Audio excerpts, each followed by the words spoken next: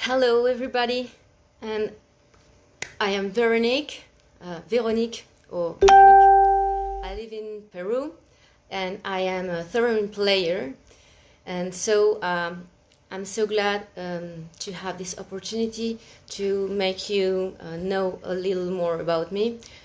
First of all, I would like to thank so much to Peter Theremin and this page Theremin Today that help us, all people interested in this beautiful instrument, to know a little more about artists, theremin players in general, and also people who work all around and so close of the theremin, also theremin designers and synth makers, or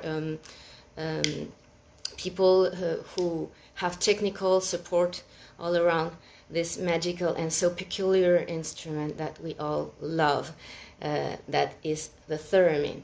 So Peter sent me a bunch of very interesting questions. I have here in front of me. I will try to answer the best I can. I'm not so used to speak in English all the time. In fact, I never speak English with other persons, just when I read or so, because I live in Peru, so my most important language at this time of my life is Spanish. I'm also French because I'm Franco-Peruvian. I both speak French and Spanish. So I will try to do my best with English. And first question is, Dear Veronique, how did you spend your time in self-isolation? What is the situation in Peru now? Well, this year is very so special, and I don't know how to tell it. It's because it's a situation we all human beings are not prepared to live, and now we are all living this crisis of COVID, how do you say, 19, and we all have been self-isolated. I don't know in your how many countries we are sharing with. Here in Peru, self-isolation has been for 3 months, and this is the second week we are allowed to go out of our homes and do things, and economy starts to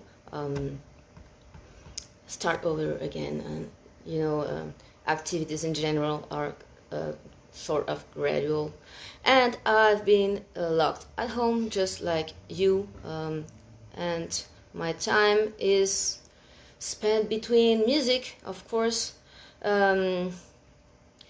I've been composing and working very hard because I have a new project beside my solo career, who's called Cosmic Cafe, who's a brand new band. It's an electronic duo.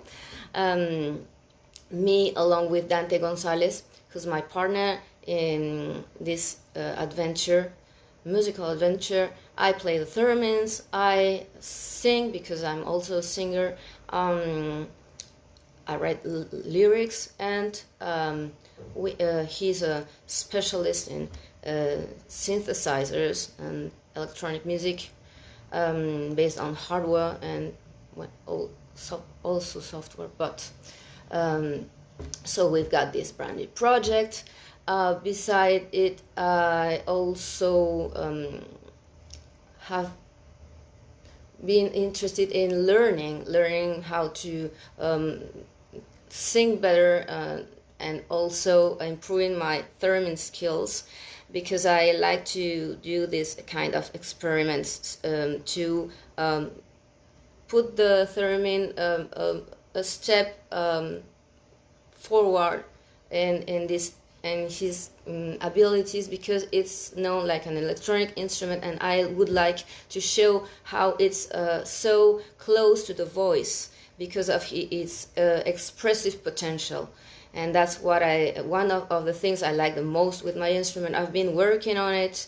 I've been doing that kind of stuff, picking one song and trying to get some skills on the theremin that are very close to vocal skills and techniques. I will talk about it a little later. Also, well, self-isolation. It's a kind of it's curious, but I think I have less time now than before self-isolation. I think that I'm really busy with my activities here, stuck at home. I don't know. So I will start with second question. Have you heard the new album of Clara Roquemort, Music and Memories? What do you think about it? I wish I had. I still haven't found the time to get the album or find it on the internet. I know it's been released a few time ago. I'm a great Clara's fan, and so I will get it as soon as I can, because it's an object of my interest. So I let you know what I think about it, but I guess it's a big treasure we got there. Question number 3: what do you think about the role of Clara Roquemort in the theremin history nowadays? Do we have therminists of Clara's level today? What kind of music do you listen to? Please name the few bands or artists that have influenced you the most. Well, Clara Roquemort, for me, it's the theremin queen ever. She's a lady of the theremin, and she's something you can, if you want it, call a genius, something very, very special and particular, just as Leon Theremin was. She's a one-of-a-kind artist for me. Her principal ability and skill was her expressive talent she had. She could make you cry or have thrills all over your body, just like playing a couple of notes. It is just how she played them, and also her incredible, amazing fingering technique and ear, because she's never out of tune. And we all know people who work with the theremin and all around the instrument, that how hard it is to pick a tune, a note, a single note, and not losing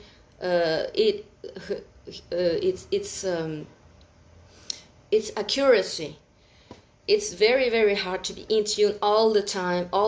It's just very close as when you are a singer, because it's in movement all the time. You are moving with the theremin. Your body we're never static, you know. We are humans. So movement, the art of movement in music, is probably the most amazing thing Clara had, and the way she performed with the instrument was very, very one of a kind. Do we have thereminists of Clara's level today? Well, it's hard to say. We have very, very, very skilled and theremin players and virtuosos like Grégoire Blanc, or of course Carolina Eek, who's been my teacher twice, and Lydia Kavina, and so much more I cannot dress Thorvald Jorgensen, who was one of the first theremin players I ever met, and who gave me a bunch of tips that were so perfect. I'm so grateful with Thorvald, indeed. So we do have theremin players that are in Clara's level, but Clara had another thing. I think it's just like the context. She was so close to Leon Theremin himself. They were kind of a symbiotic couple, you know. They needed each other to make theremin shine and get some personality, because Clara had this, I don't know if how do you say, a feminine way of feeling, because theremin is so sensitive, it's so intuitive. It's not mechanical at all. It's very organic, and Clara had that feel, and also she developed fingering technique. That's something very, very important to get when you want to play some melodies on the theremin. So Clara had it all. That's the most important thing I would like to say. And what kind of music do you listen to? I try to listen the most the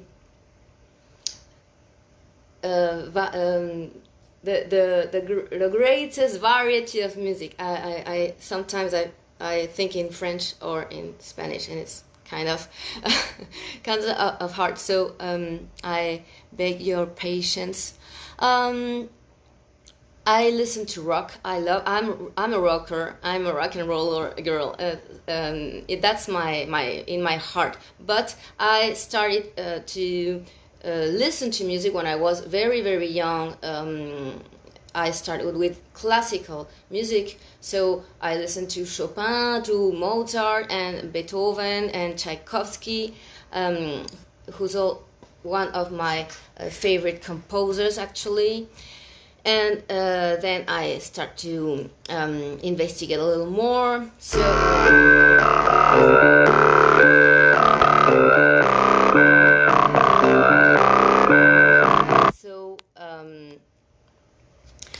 I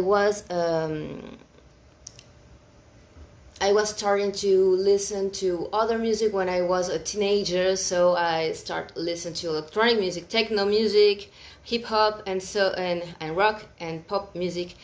So my favorite music, indeed, in my life and my everyday living is pop and rock and electronic, and that kind of how do you say that, popular music.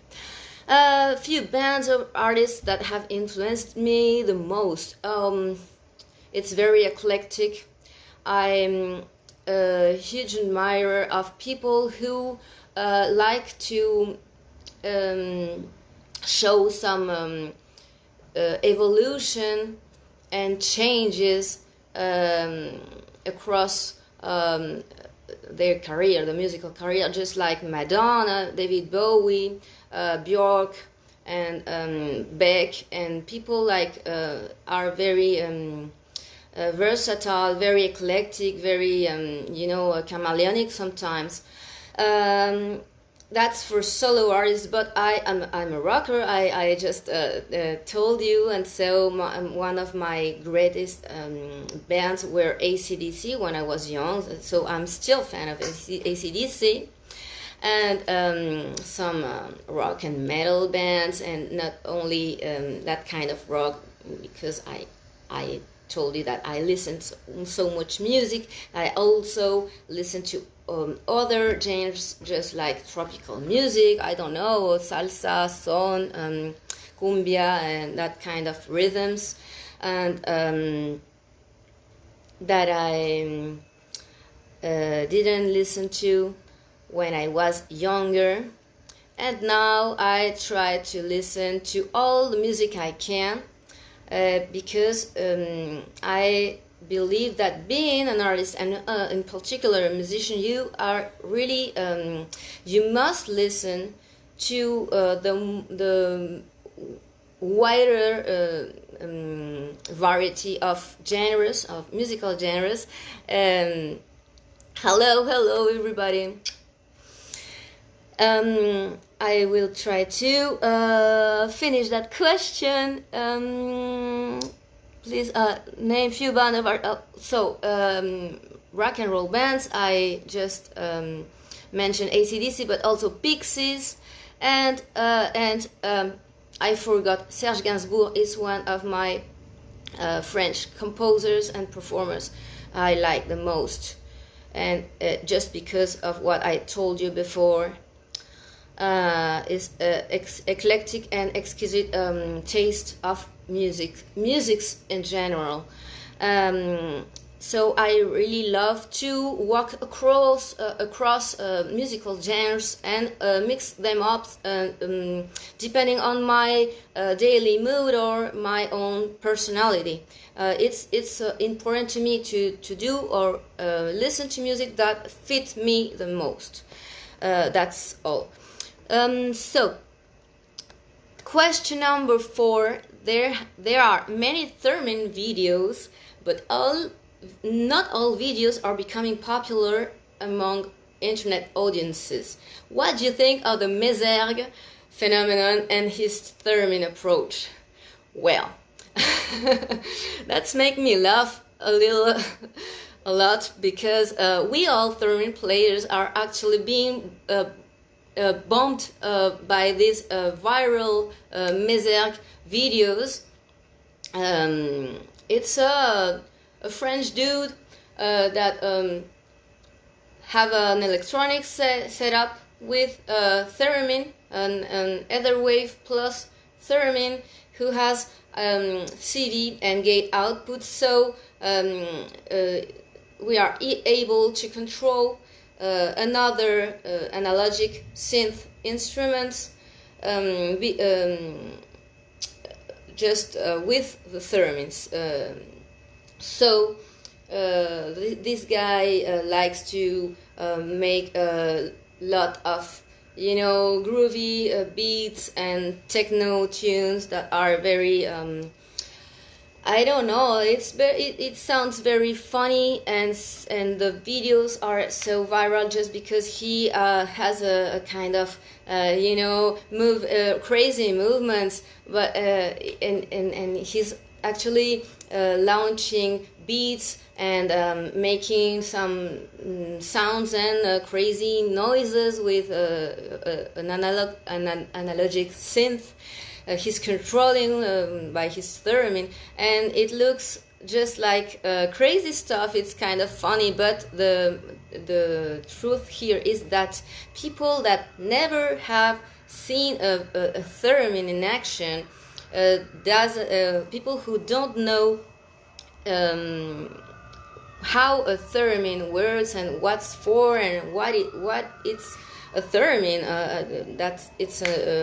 They don't actually know that it's a real musical instrument, and they see in this video a crazy dude, making crazy movements and stuff, and people think that is the actual original or only use of the Theremin, and I think it's a very sad thing, because we all Theremin players have an enormous respect for our instrument. In fact, it's not so easy to master, and it takes a quite long time to master it. So it's kind of I'm not getting offended, but when I see someone getting viral, making some crazy movements and launching a techno tune, I can really set up in 5 minutes with a simple electronic setup. I think it's kind of a wrong way to show or making know an a musical instrument, and such a beautiful musical instrument like the theremin is. So that's my opinion. That's kind of funny stuff, but it's not serious theremin stuff for me in particular. I don't want to be seen some purist, but I really respect my instrument like a violin player would respect his own violin. So it's a kind of logic reaction to me. So good luck to Mezer career. So we all wish him the best. So question number 5: do Peruvian composers write theremin music? Oh, well, Peruvian composers in plural, that's so much persons. The answer would be yes, because I've been part of this journey of starting to write music for the theremin in my country. So, first composer, Peruvian composer for the theremin, I know it's actually me. It's kind of a funny thing to have to say, but it's true, because I don't know any other person who has wrote music for the theremin Peru, but that's my own knowledge of the question. Maybe we've got a surprise, someone who already had done it before, or many years before I started with this. I don't know, but I just started to compose with my theremin in a very natural way, because I am principally a songwriter. I used and still write rock songs or songs in general, but I like electric guitar, so that's why I say rock songs. But my harmonic instrument is the guitar, but it's not my first instrument though. My first instrument was the voice, because the first thing I start to do with music was singing. And my first instrument was the flute, the recorder, and then the traverse flute in conservatory. So the guitar, I'm not a very skilled guitar player, but the guitar is my principal weapon to make songs. It's very important to me to have to pick up a guitar, to make a whole new tune out of it. So it's a very important tool I have. My first songs for the theremin were kind of these songs, tunes written over a guitar progression, just like I do when I'm working with my voice. So I did a song, and theremin was all over it, like a principal melody. And then I worked on my own theremin compositions, because I was invited to play in the second edition of Electromagnética Festival of Theremin in Santiago, Chile. Agnes Paz, director of the festival, invited me to perform, and I used to play the theremin a couple of years ago.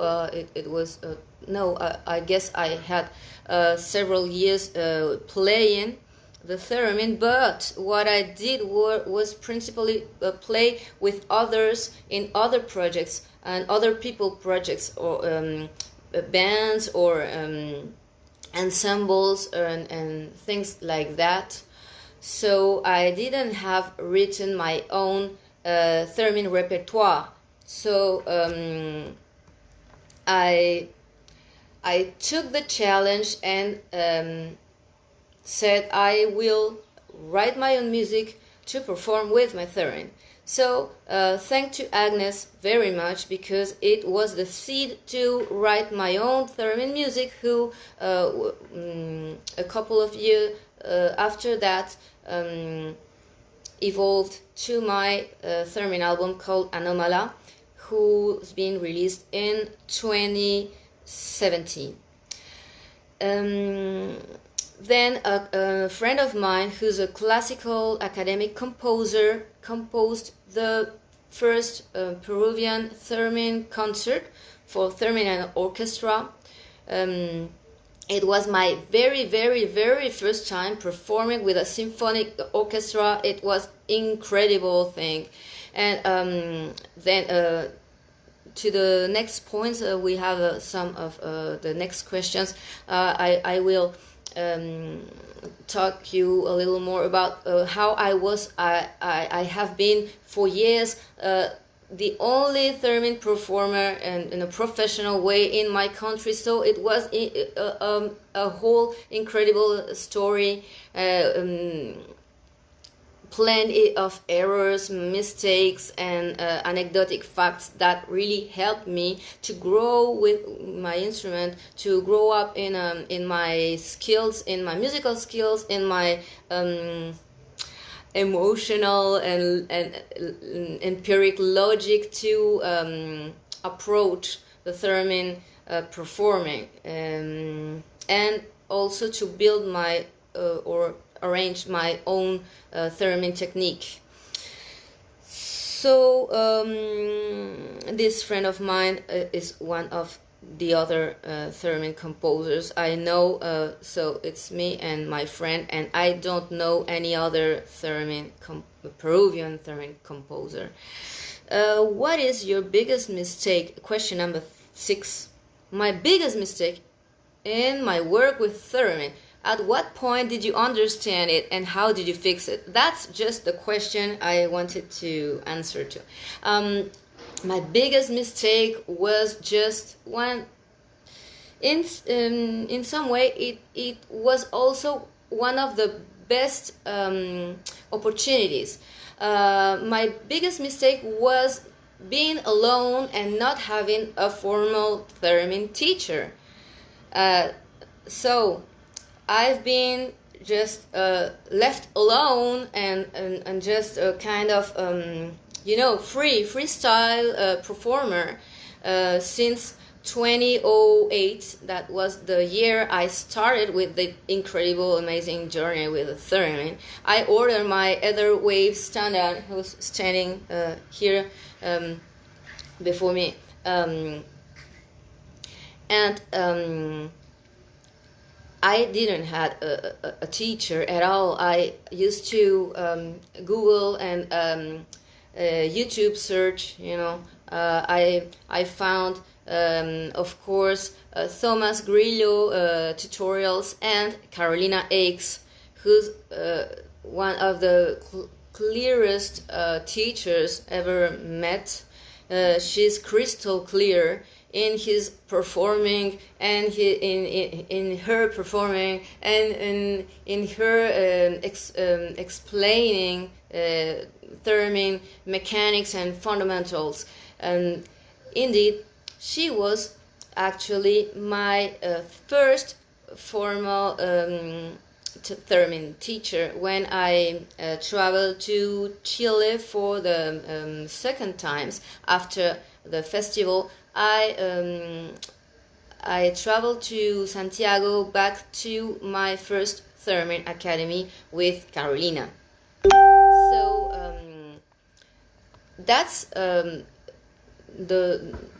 breaking point of my theremin career, we could say, because in this first theremin academy, she just showed me theremin fundamentals about distance, posture, and also fingering.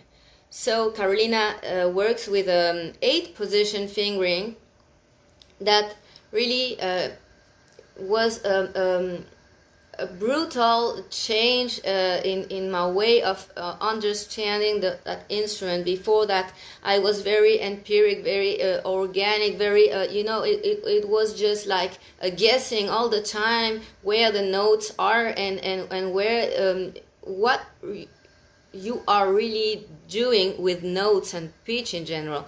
So with Carolina, I started to visualize octaves, intervals, and of course movements that are very, very important to perform this instrument correctly and with accuracy. So this 8-position technique helped me very much to understand the space as something you can see. In fact, you really cannot see the space, but you can imagine and you can visualize and feel the distances, because feeling the distances and getting the knowing of what movement you can do to go between the notes are the most important skill to have with this instrument. You can pick up the technique that fits you the most, and you can even get your own fingering technique, just like Pamela Kirstein does. I admire her so much because she comes just like me from a popular music approach and likes playing with improvisation, and her jazz backgrounds show us that it's possible to link the theremin playing to other instruments techniques. I used to talk you about vocals and vocal technique, but Pamela's was a bass player, and she applied in a very interesting way the bass playing technique to the theremin. So I understood that it was very important to get a teacher. So Carolina helped me first, Thorvald, because I had a conversation I really like to remember with Thorvald Jorgensen, who's one of the greatest theremin performers in the world now. He explain me what was the fingering technique based on, and then it was Theremin Academy with Carolina, and then I had another academy with Carolina, and finally I took lessons with Lydia Kavina, who taught me the importance of expression in movement when you're performing the theremin, and getting. She taught me about a word I like very much in theremin performing. That's control. Control is very important. So I would say that having a teacher and seeing the notes and understanding like a melodic instrument, just like the flute, or I don't know, pick the instrument you like the most, who's built to make melodies and theremin just like that. So you need to know where the notes are placed or can be played, because it will change completely the sense of what you're trying to do and do it possible. So my mistake was wasting some time in performing too freely. So I get this taught me some good things, because when you're free and you're very enthusiastic and you work very hard on your instrument, you get some agility, some very good reflexes, and the ability of resolving situations, not to fear some strange circumstances, and front the situations with a strength and security that are very important when you're performing live, and that was my case when I started.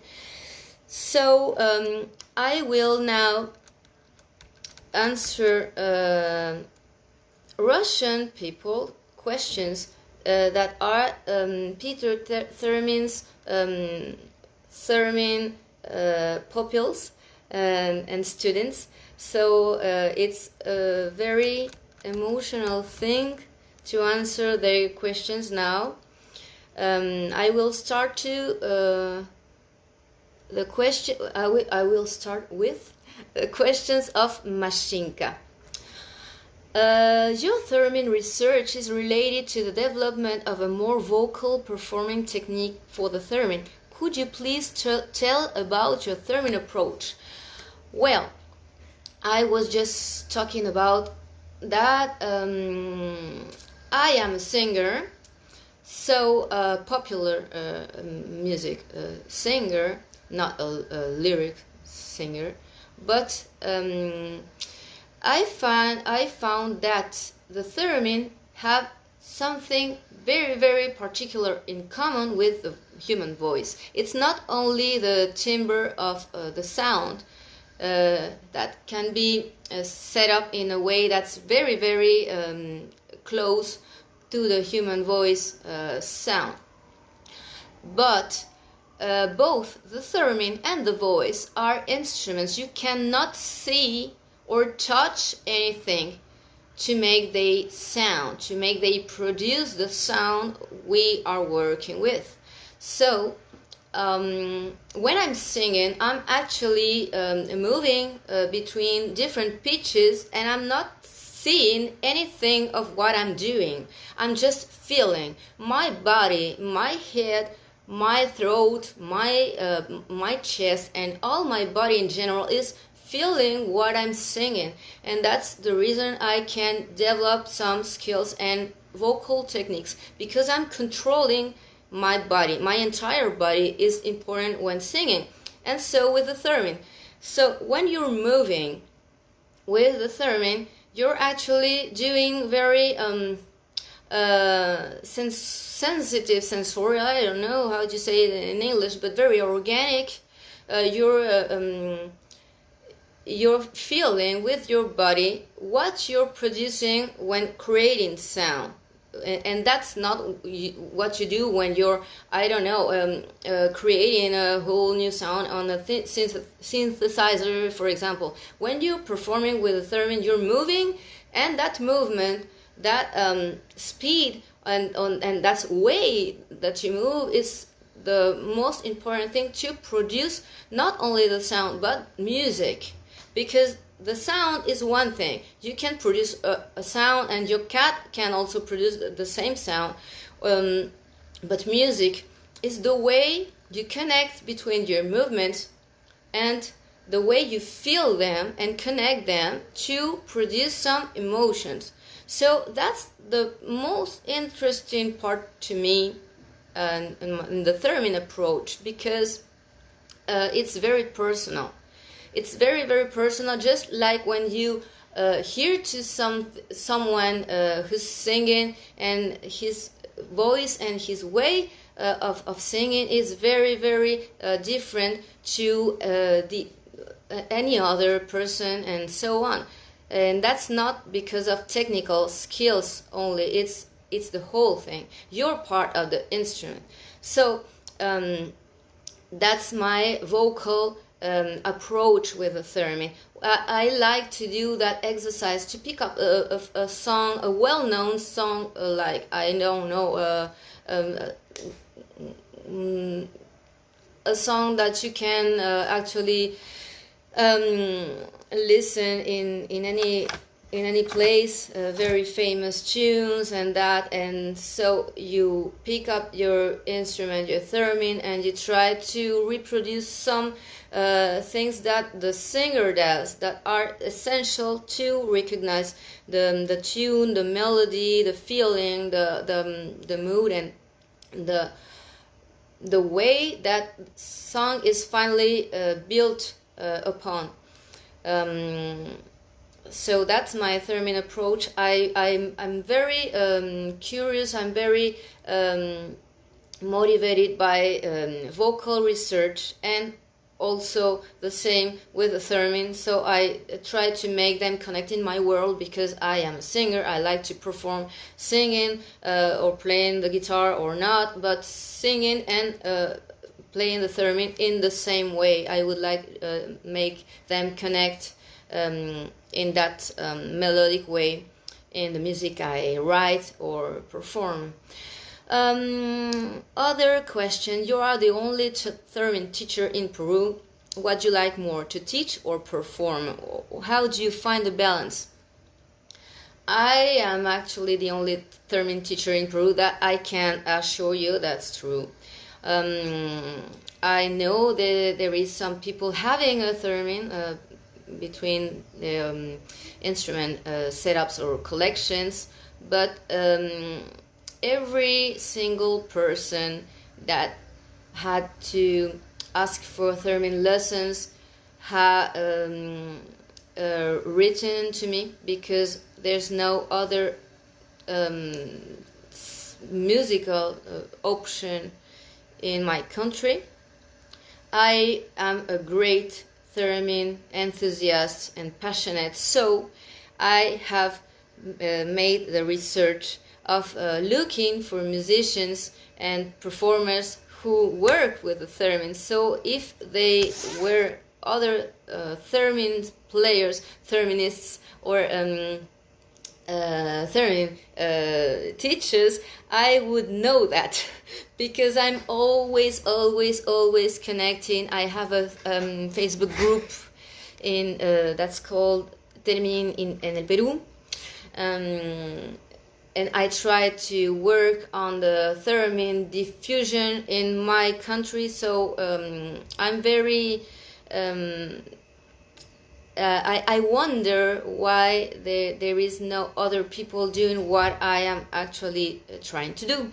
So I try to do my best to work on my instrument the most I can, but I cannot do it every day. I'm not that person that is practicing every day 4 hours, because it's not because I don't want to, it's because I cannot do it because I have other instruments to work with and other labors that are also important in my daily life and my daily living. So I cannot practice every day so much time, but when I do it, I guess I'm getting all the knowledge I've been practicing before to stop or to recess, and I'm always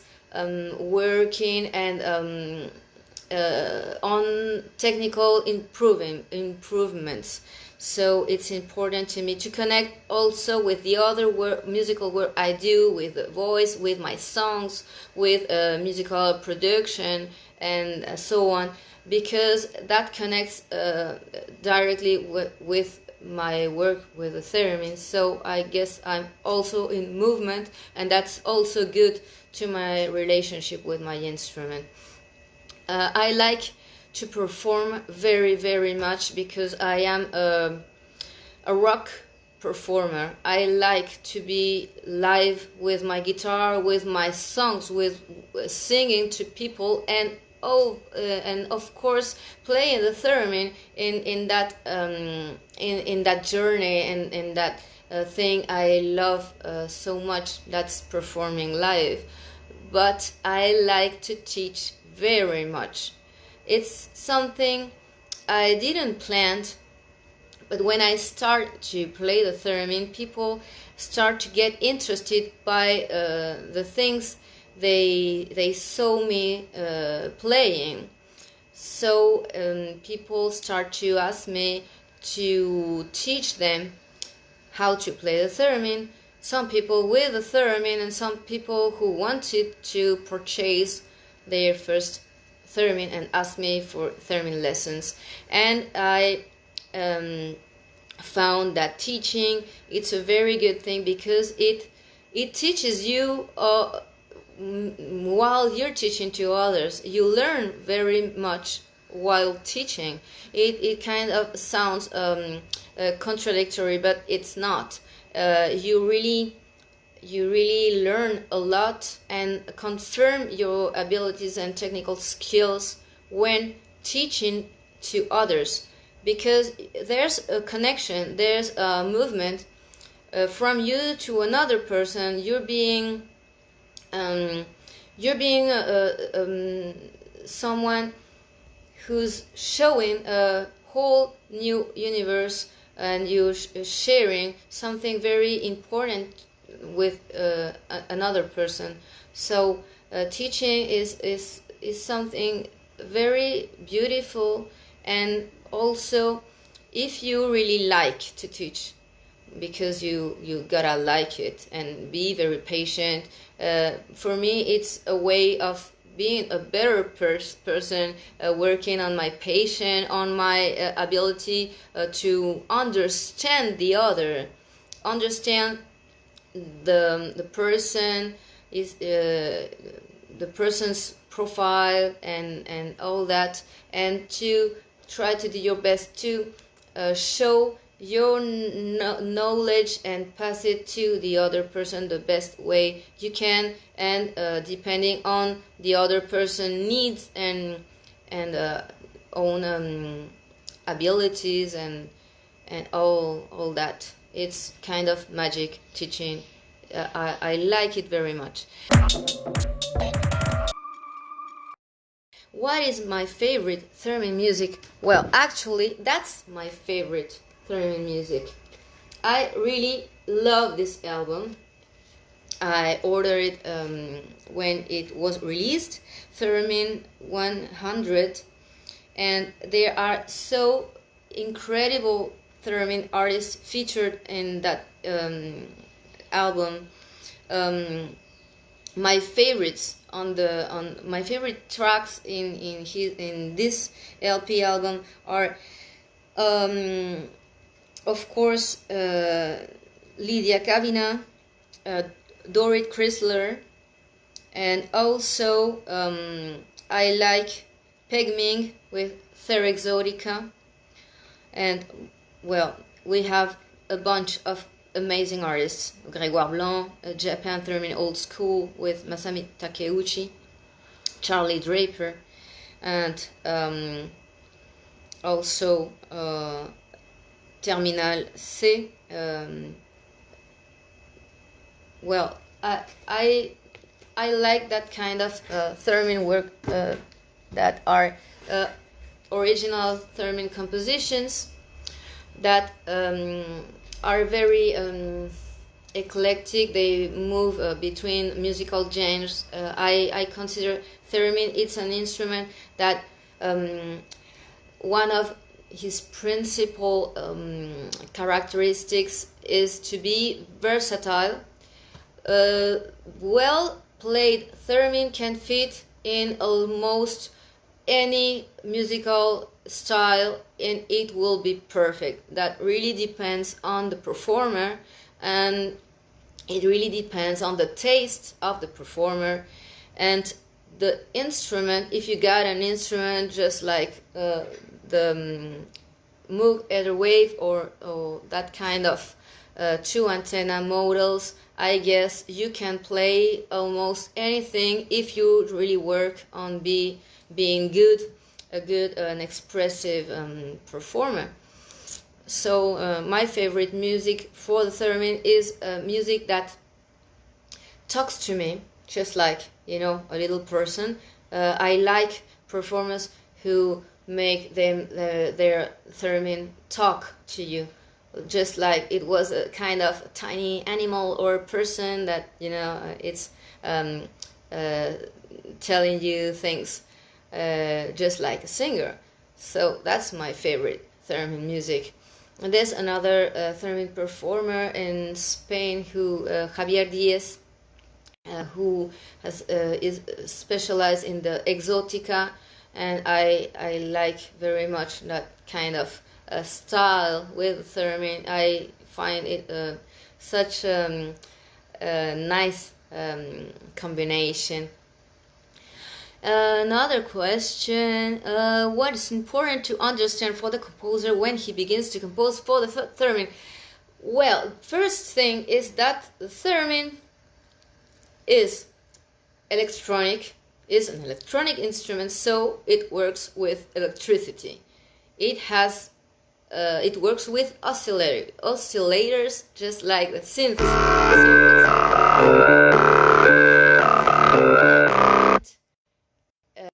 That's fundamental to know when composing for this instrument. That's very important because when the theremin is on, it's producing sound. You got to know as a composer that making music for the theremin is basically cutting this sound all the time. You got to stop. You got to sculpt the sound just like it was some physical material. And it's a microtonal instrument, so you've got the whole the complete range of microtones, just like when you're singing. I insist that it's the same thing because you can get out of tune very, very easily. For me, it was one of the hardest things to realize when I was unboxing my very first theremin. That's which is just behind of me in this moment. I had seen Clara Rockmore perform, and that was the reason I wanted to get my own instrument, because I found it so amazing, and I understood the fundamentals and basic theremin mechanics that are volume antenna and pitch antenna, and matching between these two parameters to make melody. And when I connect my theremin for the very first time and plug it to my guitar amp, I tried to play some sound, and it was so oh my god, so slippery. Just when you're starting to ice skate and the floor is wet, something just like that. I guess that it was so hard to understand that holding an only note is very, very difficult to master for somebody for the first time. So when composing for the theremin, you got to know that you can prefer some melodies than others, and getting to know that some intervals are more difficult to match and connect in a theremin than in a violin, for example, that you got 4 strings and you can go very, very quick between each string to make very speed melodies. In the theremin, that would be very, very hard to do, very hard to perform, because the theremin, in fact, is just like an only string that you would have between your body and the pitch antenna. So it's like this string would have a certain quantity of octaves depending on what your way of tuning it, and of course your theremin model, but it's just like an only string containing all the notes you gotta perform. So it's a whole different thing than doing it in a violin, for example.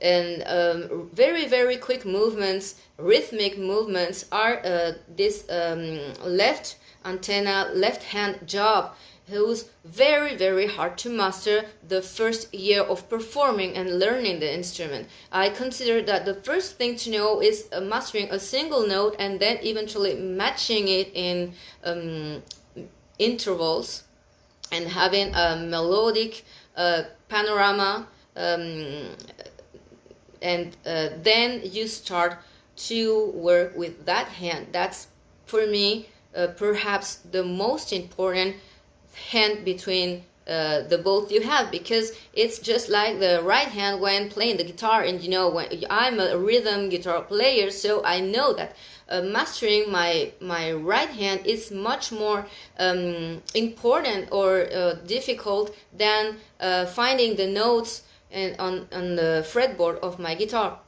And the theremin, it's kind of that thing when starting to improve that hand work. So a composer got to know that facts, and to know that that the theremin possibilities are always connected to the performer who's gonna play it, because we cannot ask someone to play something he's not used to practice or work on. So it's very, very important to the composer to know which theremin player is supposed to play what he has on mind, and to interact and ask him what's possible to do and what is definitely impossible to do on a theremin, because it's just like writing for an instrument you don't know. And when you're writing for a trumpet, for example, it's not the same thing in register, in technique, in dynamics and articulations and stuff. You cannot do in the same way with, I don't know, a clavichord or organ, or I don't know, a drum. It's not the same thing. So you gotta know the best and investigate around the instrument and the performer who's supposed to play your piece. Another question: how do you feel about the avant-garde and noise directions in theremin? So that's a question just close to the other one about Mézergues work. Avant-garde and noise directions in general are a pretty tricky thing to me, because I guess that music, just like art in general, is very, very, very big world and universe. So you can eventually do what you want to do, and you're free to do it if you want. But there's some rules. There is some knowledge to know and to considerate before becoming yourself an artist. Personally, I started being a drawer. So before starting doing music when I was a child, I also drew all the time, every day, to the morning till the night, and I just drew all the time. I dropped the drawing when I started to perform music, but to me, if you're a good drawer and you like to do music, you are susceptible to be a good theremin player, because theremin playing needs to have a very good detailed how do you say that in English? Oh my gosh, psychomotricidad, psychomotricity, it's possible to say, and you got to be very, very, very accurate, and to be accurate in your movements, not on your ear. That's another question. But when performing pitch work on the theremin, drawers are very, very have a very good advantage, just like my colleague and also how do you say paisana? Well, Gladys Hulot, who performs with the name of Irtis in France, she's also a very, very good drawer. So it helps you to have this ability to stop a very, very accurate way when you got to catch a note, or not catch it, but move around it. and that's some ability we can learn when we are used to work with our hand and our fingers in this very accurate way.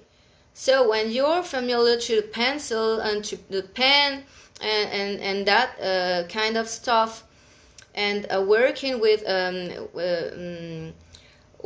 shadows and lighting with a pen and a pencil, it's very good thing when learning to master this hand and the pitch work on the theremin.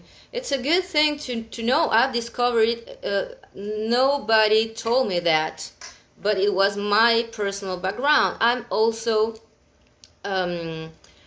I like very much to roller skate, and you can find it very funny to hear a thing like that, but catching a note and standing on it on the theremin for the first time is just like the very first way you put on your skates and you're rolling and you don't want to, and you got to stay to stay stand still, and that's so hard, and that's very close to the theremin. Work with that hand and your body. So for me,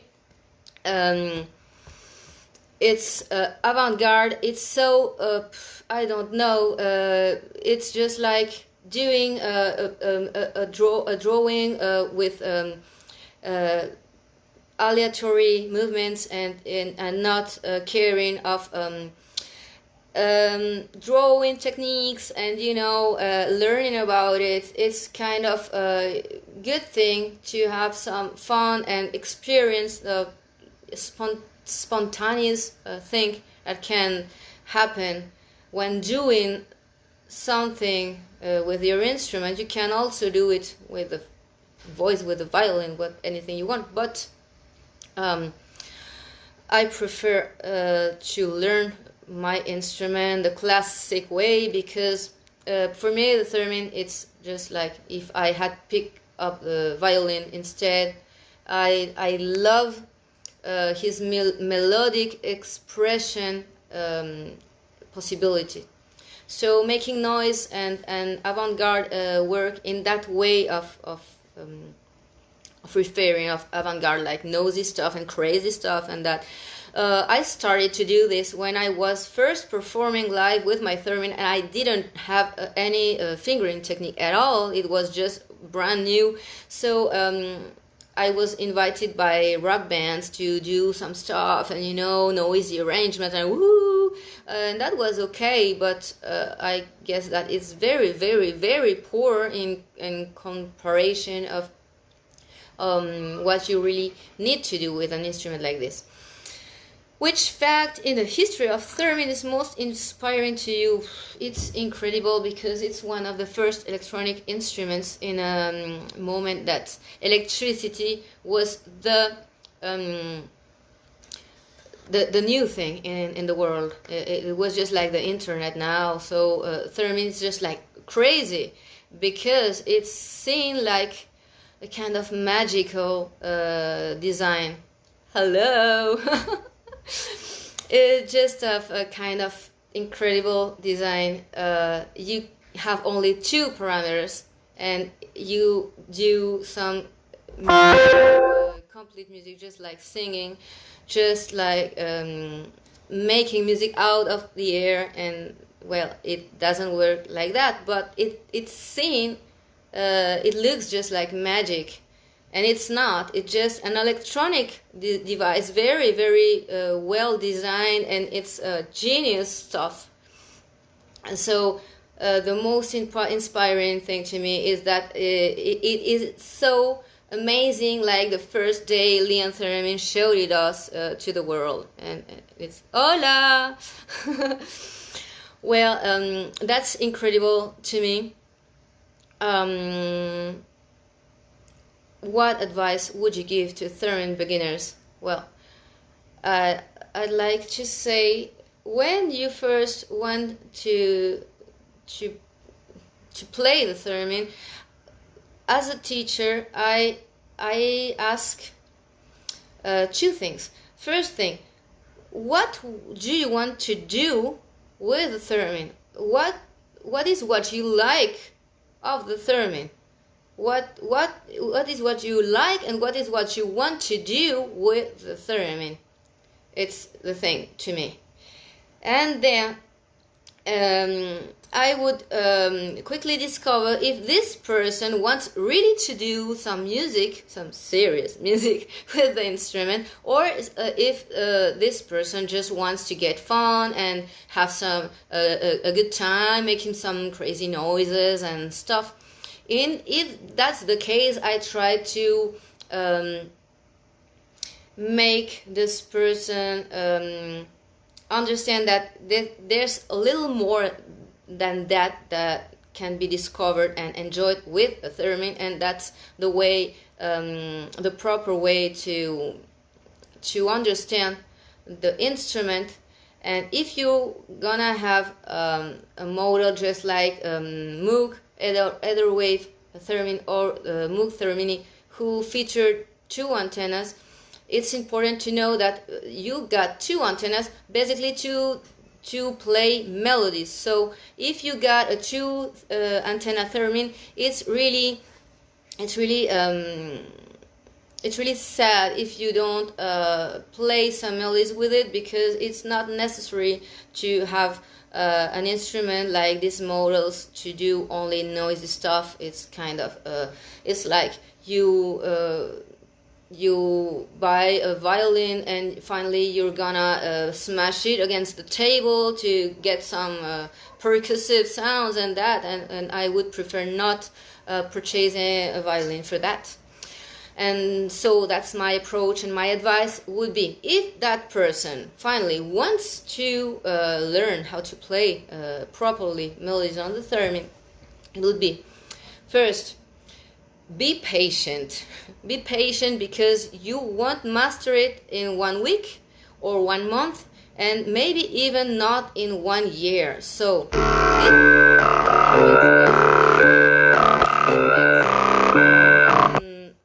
on any person, on every person, each student, each beginner is different. So hola, saludos a los peruanitos. Maribel, Ana Paula no es peruana, de Argentina. Y Oscar, besos. Well, I was telling that I've lost myself. No, I would tell to beginners that it would be so quick that you may want it to be. Is very hard. You got to practice, you got to be patient, you got to be to get passionate is important, because motivation is the first thing if you want to persist, to go on and not to drop the instrument because it's too hard, because it is very hard to master. So if you match and you get in, you fall in love with the theremin, it's most probable that you will have the patience, the time, and the skills to keep on practicing, because it's very, very important, and to get to know your instrument the best you can, and learn from everywhere, for every performer, not only theremin performers but also music performers in general, and be very listen to the most music you can. The more music you can. I don't know how to say things. Sometimes I speak very bad in English. I know it's because I do not practice it every day. So what advice? Yeah, that I told it already. I get lost in between my questions. Yeah. What would you say to people who have never heard about theremin? Why should they definitely receive the personal sound experience and visit theremin concert? Well, it depends on what music you would recommend to people. Finally, you never heard a theremin. Well, I will talk to you of this instrument. It's it sounds just like a siren, or a siren playing the violin. It's just like a mix between a violin and a human voice, but it got something extra that I just cannot describe, because it depends very much on each performer. It can be very, very, very eerie, with a sound very maybe between gloomy or spooky, I don't know. And it can be very, very expressive, human expressive, just like voice. So you need to see performers. You need to see theremin performers, because it's a whole new world. It's a whole universe, just like electric guitar, or just like the guitar in general. If I tell you, you got to listen to guitar players, you would ask me, but which guitar player is the best for you, or which would be the first one?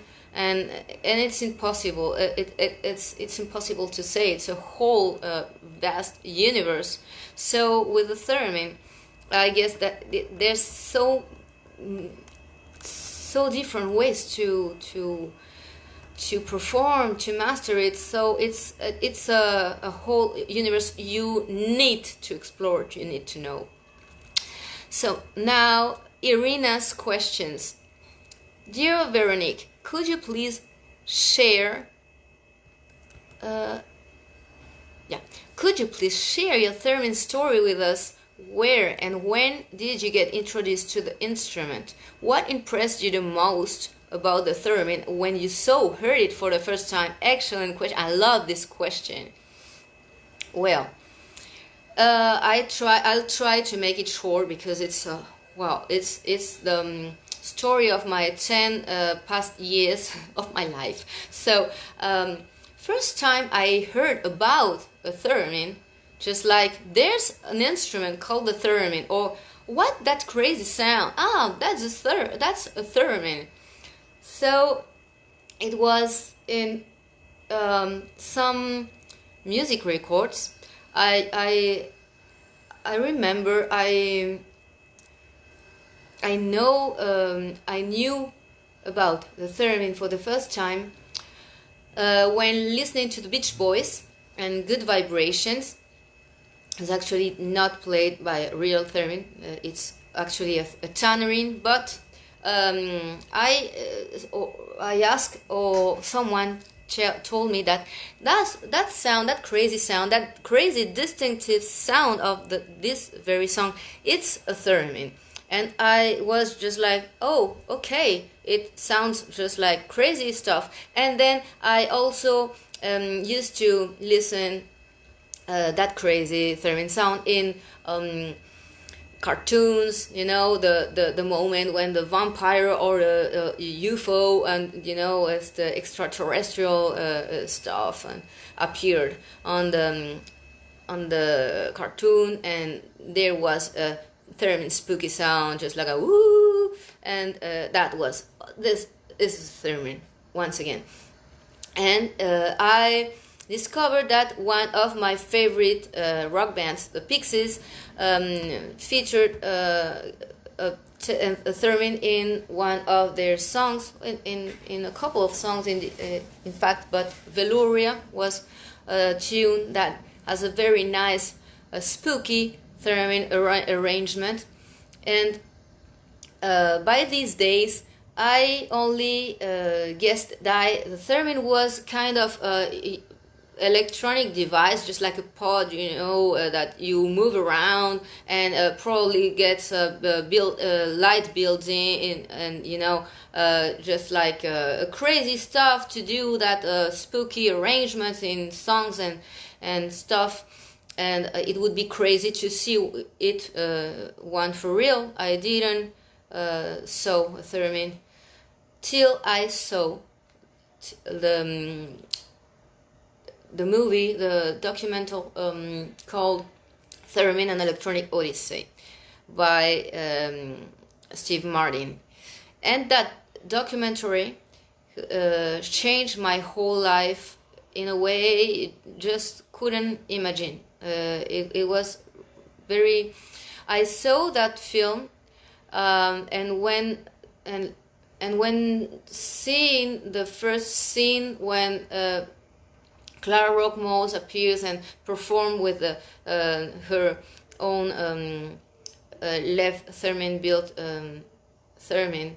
When I saw her perform for the first time, I was just like, oh, it cannot be possible. It's not. I was just about to think it's a fake. It cannot be her playing that music. And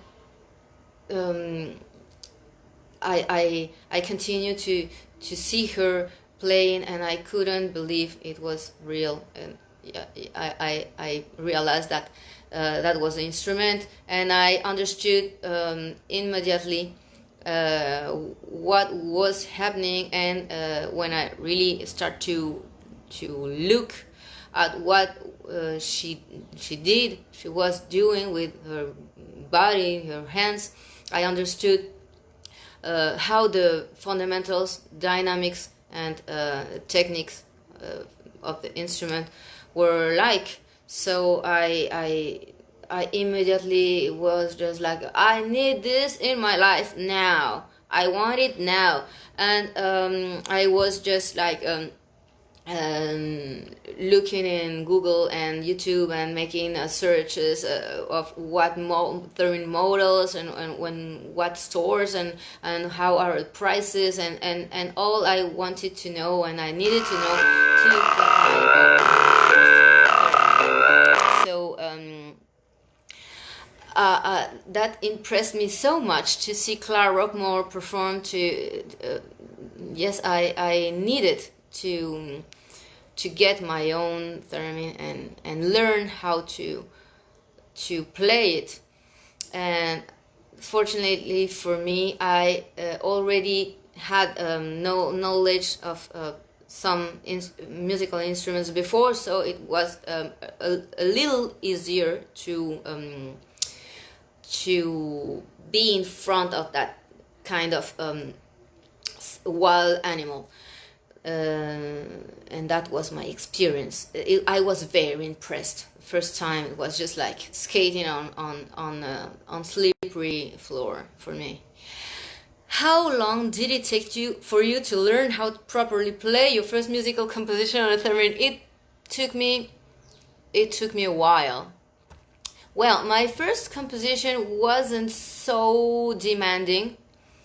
I have been improving my playing and also my theremin compositions with the time. So first time properly play my first musical, I don't know, it took me several years.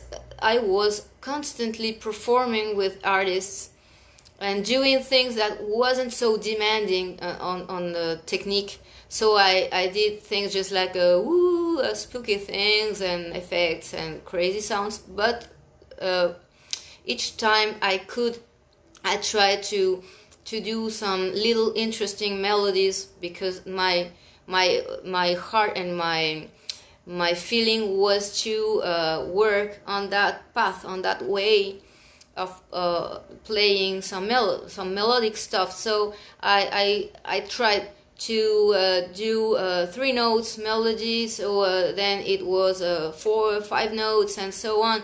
So it was some just like progressive improvements I made.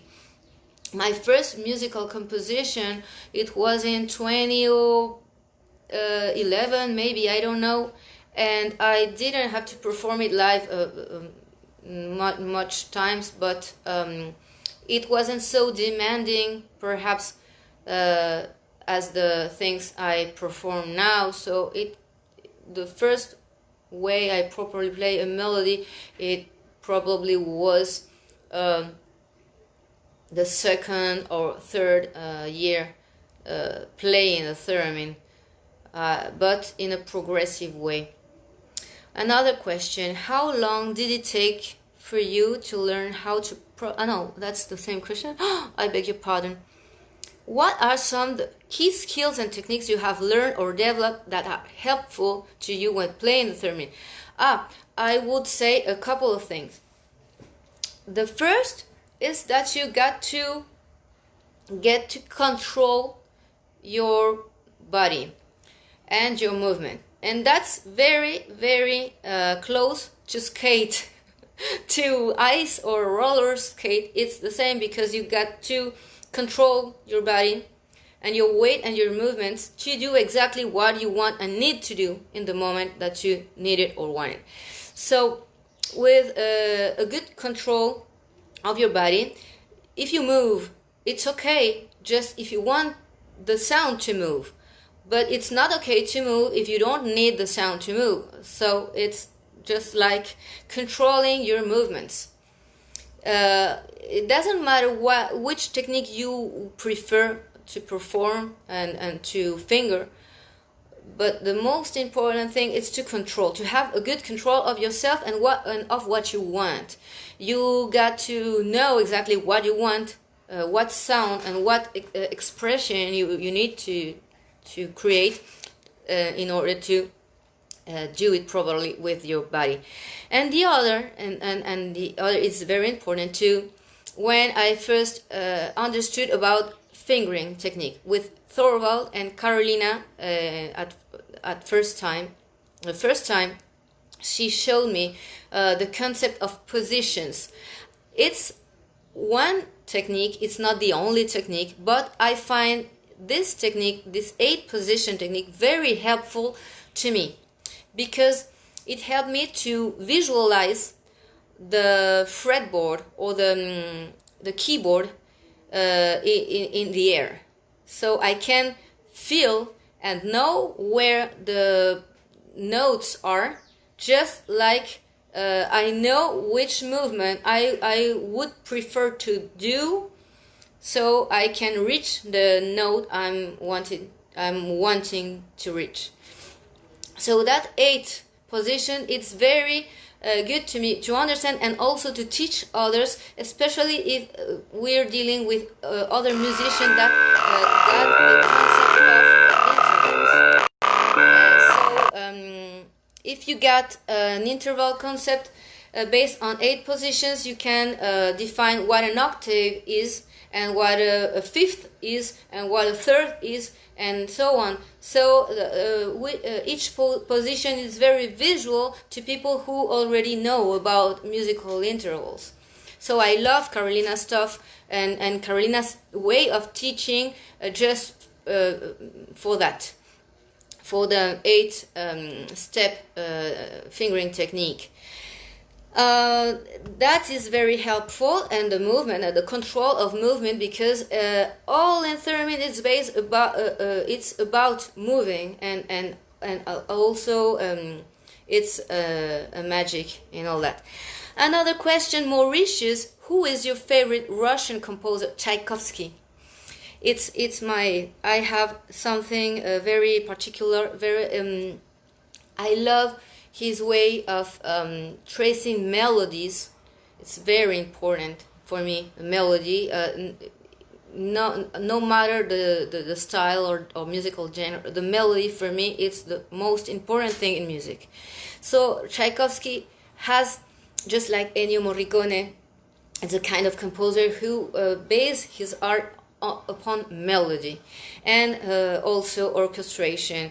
He has such a beautiful way of orchestrate around the melody. It's just like, you know, a jewel, and the box is also a jewel. So it's wonderful, Tchaikovsky. I love it. And I was actually working on my vocal research and stuff, and also adapting stuff written for cello. That is a piece I love, who's called Variation sur un thème rococo, for cello and orchestra of Tchaikovsky. I love it. It's so inspiring for my. I've been working on it for my improving theremin techniques, but I just work, and I don't get it yet. It's very, very hard stuff. Volodia, what was the most funny case in your life related with theremin? So many funny things and so bad things too. I had I want to focus on bad things, most funny things. I guess that's people's reactions.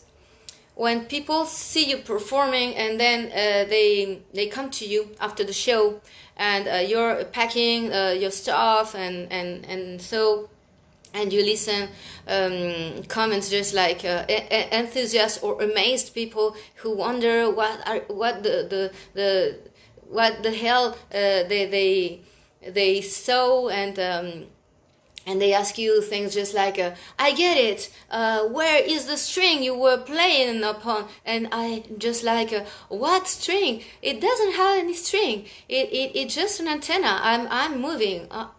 You're moving. And other people say you're humming. You're actually doing the sound with your throat.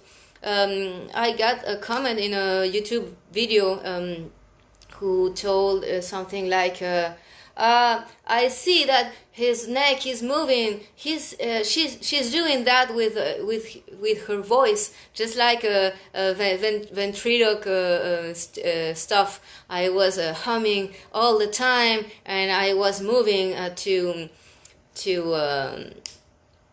make people. To make fun of the people. I was actually humming and not playing. That's what some people think I am doing, and some comments just like I don't know. I guess that people comments are some of the funniest things can happen with a theremin, and also.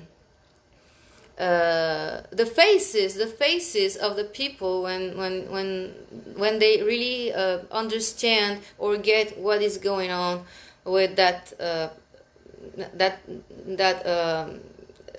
sort of I don't know, machine instrument or anything they imagine it is. The last questions. This is the last question, and it is: imagine, please, that you can talk with left theremin. What would you ask him? Wow. I would ask him, I wouldn't know how to start. Yeah, I get it. My question would be, how did you start having this idea? How did it start? What pushed you to work on this instrument, on this invention? What was the moment when you found that design of circuit would be great to make an instrument out of the electronic capacitance? That would be my question. In which moment of your electronic investigation did you find the idea of designing a brand new instrument and that would be so amazing, so different, so crazy, so great? I don't know. I guess that would be my question. Well, I'm so glad to be to have had that afternoon with all of you. Now I will perform a little piece to you, because I've been trying to do my best to answer all that stuff in English. So now I'm gonna show you one of my theremin compositions, who's my favorite one. And I composed my electric guitar, so you will know a little more about me if you listen to my performing. So I will go to my theremin.